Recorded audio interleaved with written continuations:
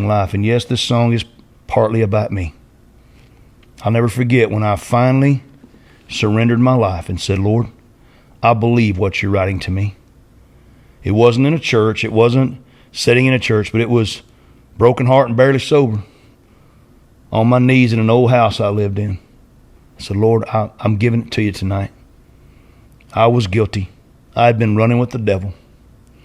I had been out there, man, trying to find a way that I could say, man, one of these days, I'll do it. One of these days. It finally caught up with me that I realized that, you know what?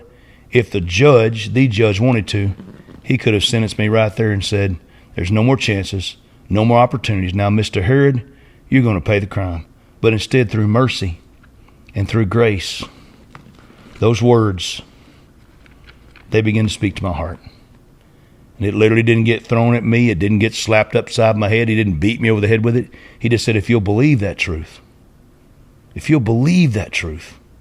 you can be forgiven. And I did. Almost 30 years later, here we are sitting on the set of Backroads Truth. And I'm telling you the story behind this song because it can be your story. It can be your story. Maybe you're feeling guilty right now and you say, man, I don't know, man. I'm under a guilty verdict of just so much stuff I've done wrong. Maybe you're saying, man, I don't know. I know I can read it, but I don't understand it. You say, well, I've heard preachers preach before, and all they do is they just tear me down. Maybe you're saying, well, God's way up there and I'm way down here. Well, some of those things are right perception. Some of them are wrong.